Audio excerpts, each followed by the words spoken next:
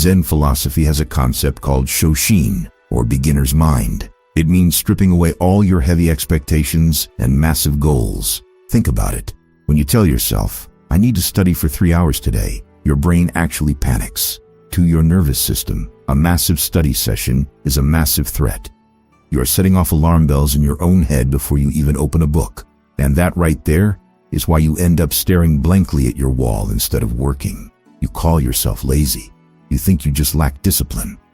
But what if I told you that trying to be disciplined is exactly what is destroying your ability to study? By the end of this video, I'm going to show you how ancient monks and samurai rewired their brains to study complex texts for decades without burning out. And I promise, it has absolutely nothing to do with forcing yourself to grind. Look, I get it. You sit at your desk, highly motivated. You swear today is the day you finally catch up on everything. But 30 minutes later, your brain feels like static. We need to look at actual human psychology to fix this. Because the guy who studies 10 hours a day actually loses to the guy who studies for 2. Science and ancient history completely agree on this. But here is the crazy part. Watch what happens when you ignore this rule. It is the year 1645. A young, obsessed monk named Banki is coughing blood onto a pile of ancient scrolls. He forced himself to study sacred texts for days without sleeping. He was trying to absorb the knowledge through pure, brutal willpower. Sound familiar? It is exactly what we do right before our exams.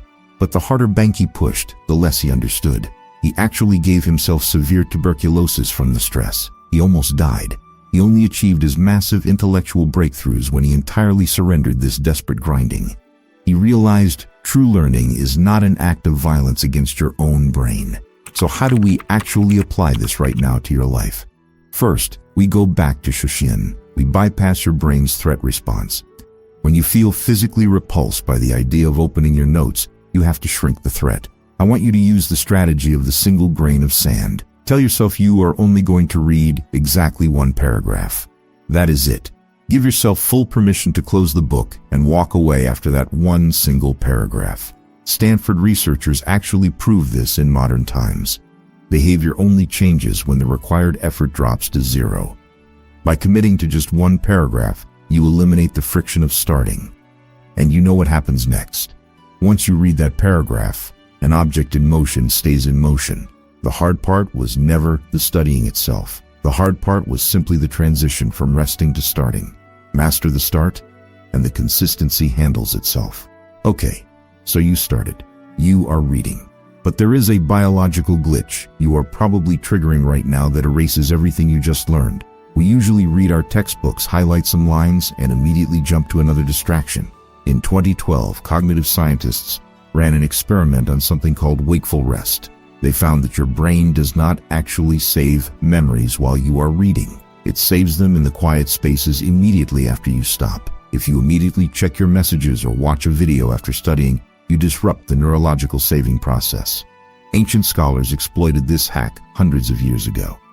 They would read a sutra and then immediately sit in zazen, staring at a blank wall in silence. They thought they were meditating, but physically, they were locking information into their long-term memory. If you want to be a top-tier student, read for 30 minutes, then close your eyes and do absolutely nothing for 5 minutes. Do not listen to music. Do not look at your room. Just sit. Let your neurons actually wire together. Now, how do we make sure you actually come back tomorrow? Because consistency is entirely useless if it only lasts 2 days. In 1927, psychologist Zeigarnik noticed something weird in a busy restaurant. Waiters could remember massive, complex orders perfectly, but only if the bill was unpaid. The exact second the customer paid, the waiter's memory was wiped completely clean. Our brains obsess over uncompleted tasks. This is the Zeigarnik Effect. Zen masters called this leaving the bowl half full. If you study until you are exhausted and finish a whole chapter, your brain encodes that session as pain. Tomorrow, your subconscious will fight you to avoid experiencing that pain again.